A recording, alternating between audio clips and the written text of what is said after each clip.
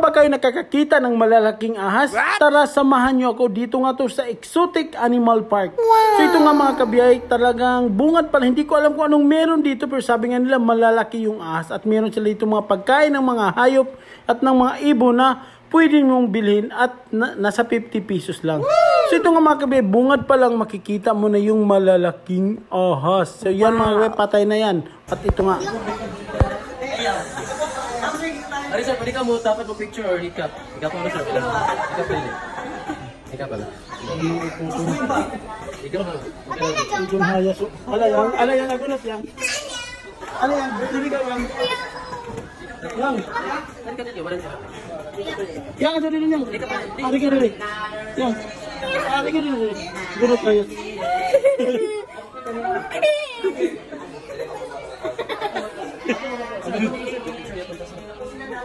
Mga picture tayo.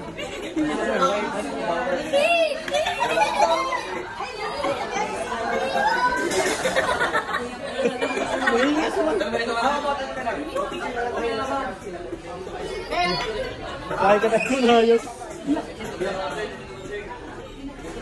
Mga kabiyahe. Ano ang hayas ko?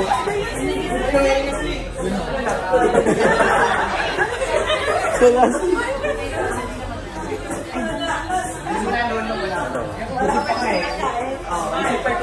Ay, kata ko na hayas.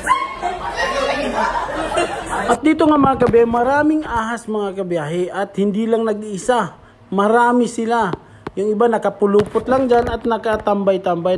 Nag-aabang kung merong dadaan na kaya nilang lunukin.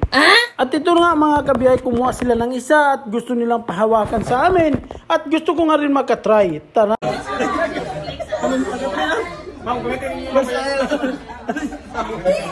Baso mo ba nga?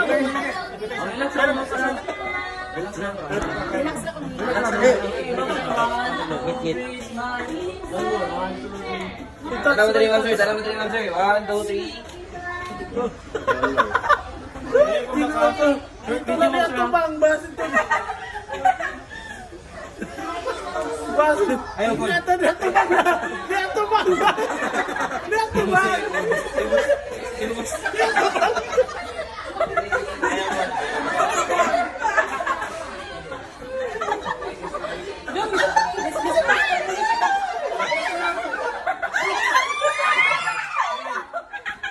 Mga kabiyahe, nakita nyo naman na humawak kami ng ahas at medyo nakakatakot talaga. At hindi lang ahas ang meron sila dito. Meron din sila iba't ibang klaseng hayop at iba't ibang klase na ibon na matatagpuan dito sa loob ng Exotic Animal Farm.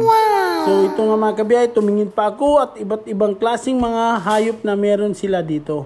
Meron silang unggoy, buaya, ibon at iba't ibang klase pa. Meron pa mga mga kabiyahe, yung parang kumudo.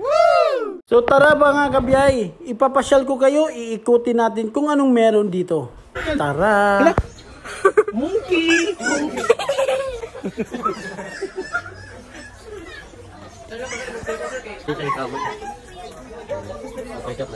Sino ba nga ito? Hindi. Hindi kayo gusto niya ko sir, aman. Hindi? Pagkatayin nga lang sa laki.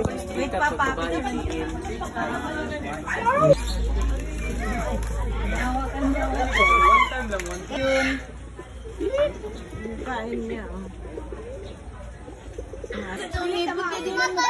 So kanina siya ma'am, di kanina siya. Hindi gani sa tiya, Joy Butterfly. Abi, Tiya.